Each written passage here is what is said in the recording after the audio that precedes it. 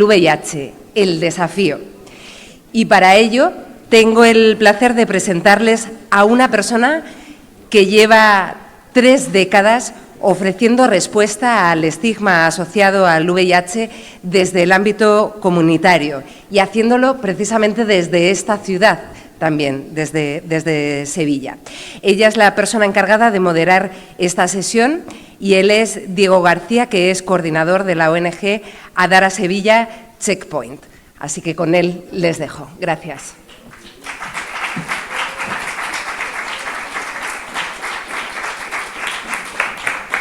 Bueno, gracias a todos y felicitaciones al Gobierno de España y al Ayuntamiento de Sevilla por la organización de este evento, que yo creo que va a significar un antes y un después en la lucha contra el estigma y la discriminación en este país y en esta ciudad.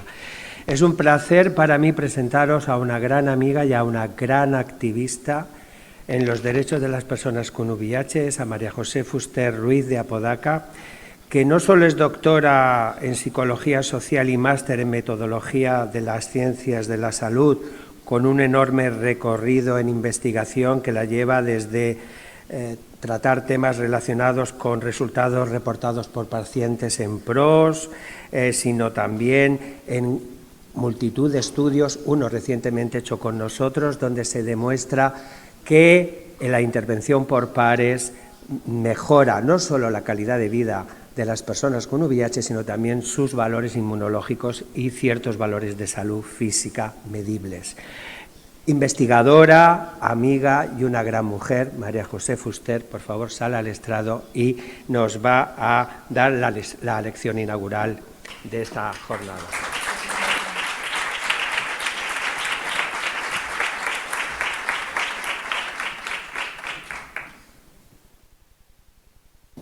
Diego, primero que ninguna autoridad.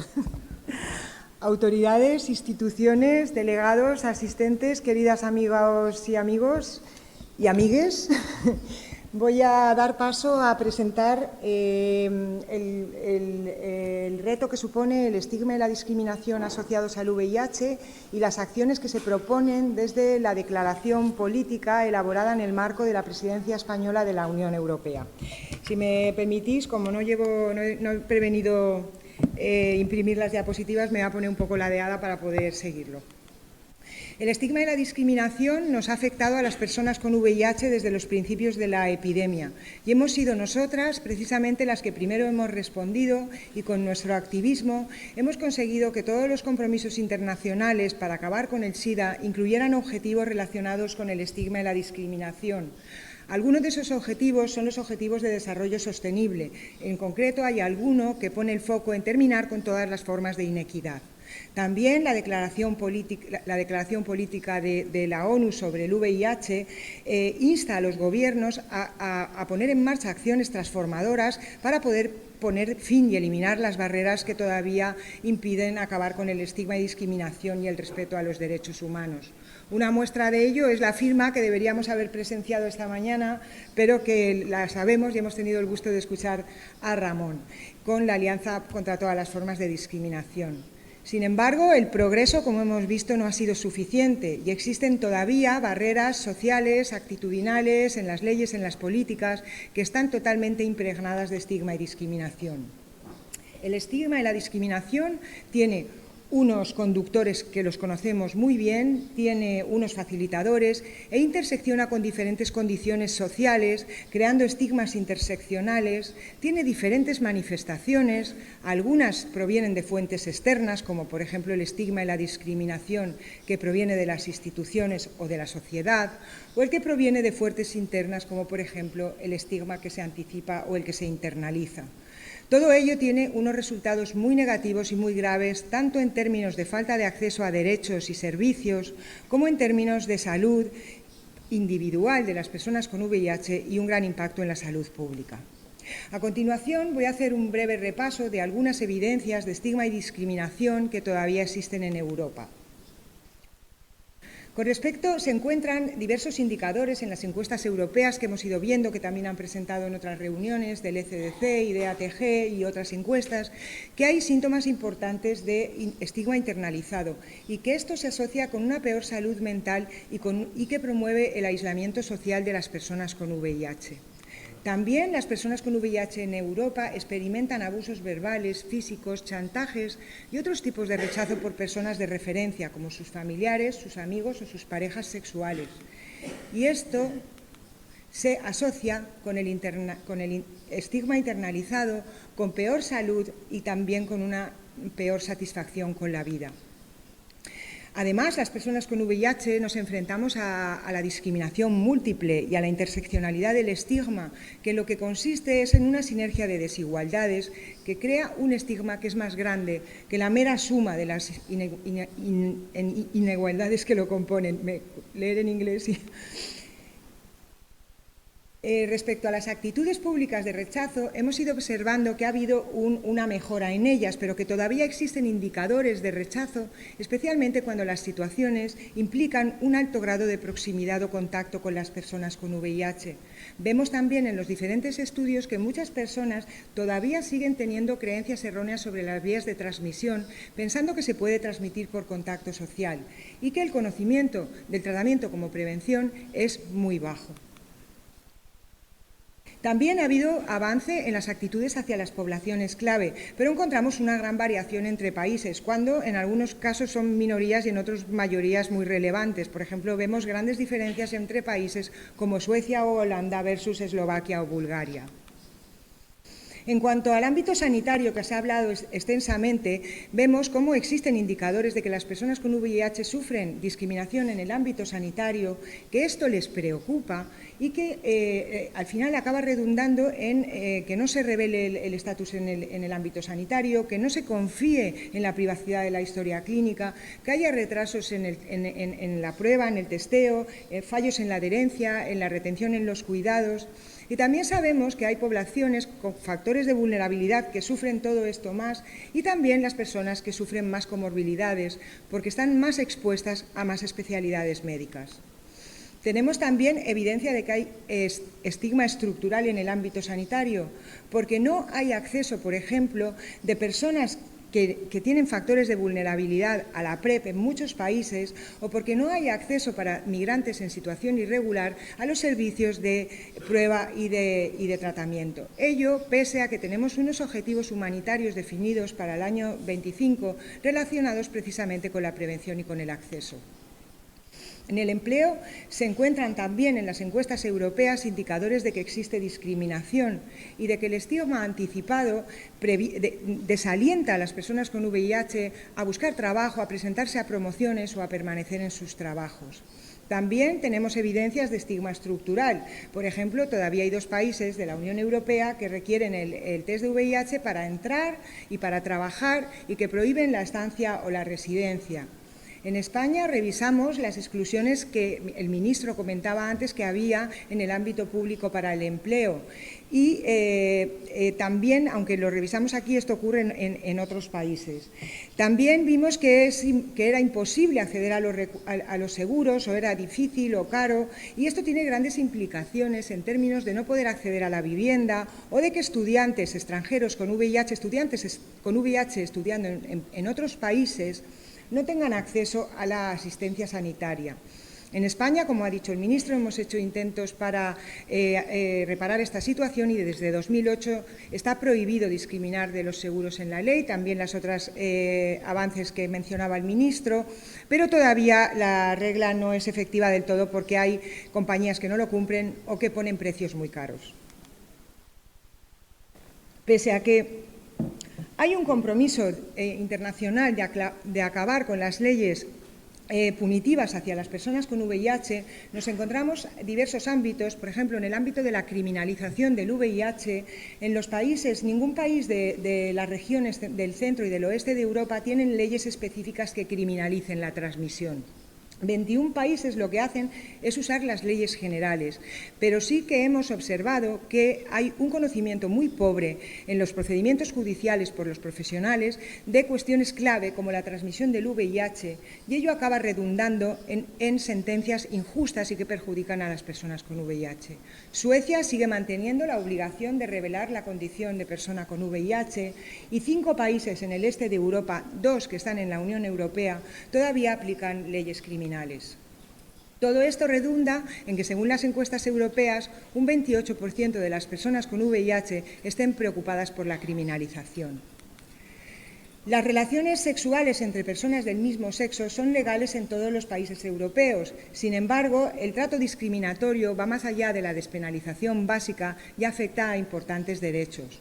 Según la Asociación Internacional LGTBI, la puntuación global de Europa en derechos humanos no alcanza el 50%, y ello es debido a diversas cuestiones, pero entre otras, que también se hablaba ayer en la reunión que tenía el ECDC y la OMS, en que de 27 países europeos, solamente en 17 sea ilegal discriminar por motivos de orientación sexual en el ámbito sanitario. Los derechos de las personas transgénero e intersexuales son también inconsistentes en áreas como el reconocimiento legal de género o la integridad física. También, a pesar de que se recomienda por UNAIDS que se despenalice la posesión de pequeñas cantidades de drogas para el uso personal, solamente 11 países de Europa han introducido alguna forma de despenalización. Sí que se observa un incremento de algunas herramientas como los agonistas opioides y los programas de intercambio de jeringuillas, pero que presentan bastantes limitaciones. Respecto al trabajo sexual, solamente algunos países han implementado alguna forma de despenalización. Todo ello pese a que se sabe que despenalizar el uso de drogas incrementaría el conocimiento y la supresión viral, y que despenalizar el trabajo sexual podría evitar entre el 33 y el 46% de las infecciones entre trabajadores sexuales y sus clientes en una década. Europa debe de actuar. Y debe de actuar porque tiene obligaciones legales con los derechos humanos y porque tiene la obligación de conseguir la mejor salud física y mental para la ciudadanía. Esto se materializa en diversas convenciones sobre aspectos concretos que lo que hacen es reflejar los valores fundacionales de la Unión Europea relacionados con la libertad, con la dignidad, con la democracia, con la igualdad y con los derechos humanos.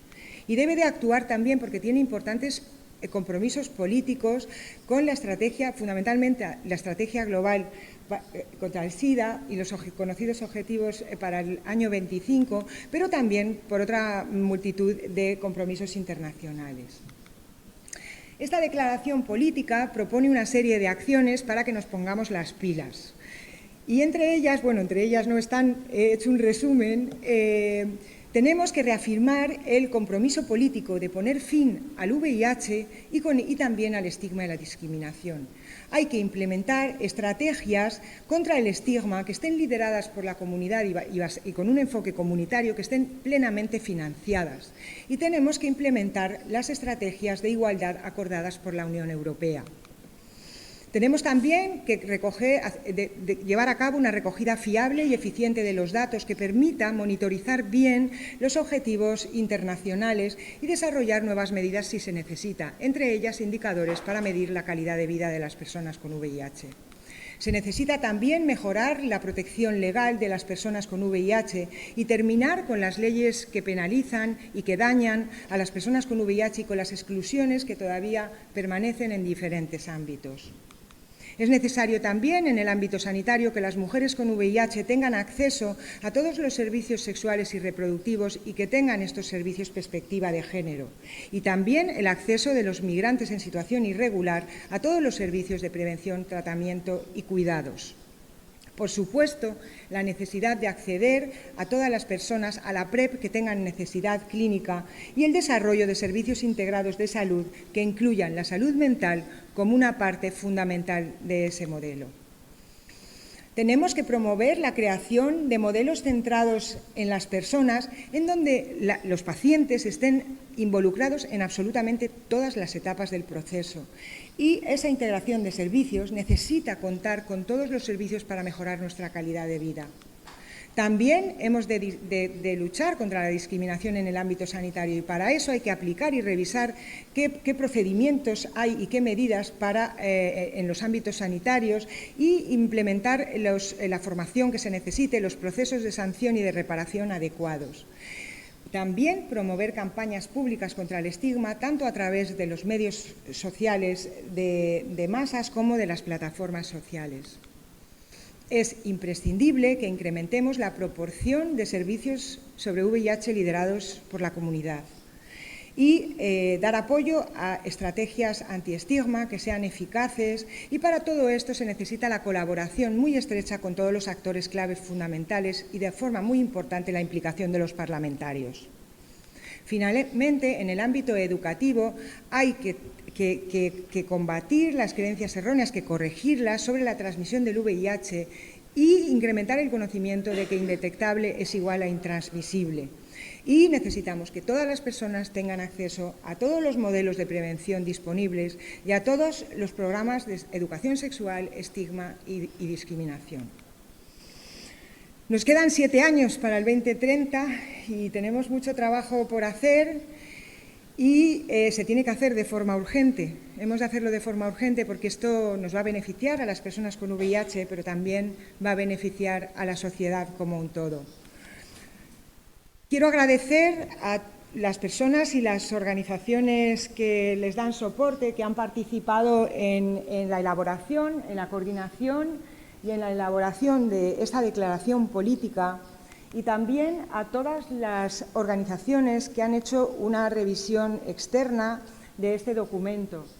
Pero no quiero terminar, aunque seguramente me pasaré 1 minuto o 2 de mi tiempo, sin hacer un comentario personal y una nota personal para despedirme, ¿no?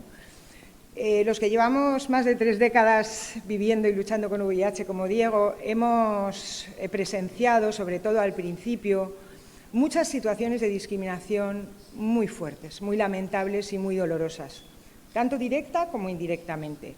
Hemos luchado mucho para que el estigma y la discriminación formara parte de las prioridades políticas. Yo nunca en ese tiempo me imaginé que un día el estigma y la discriminación estarían en el centro de las prioridades europeas y que además sería España quien lo liderara. Tampoco me imaginaría que yo estaría viva para verlo y mucho menos que yo sería la persona en que haya confiado el Ministerio de Sanidad, la división, los compañeros de la Organización Mundial de la Salud, de UNAIDS y del ECDC para poderlo contar.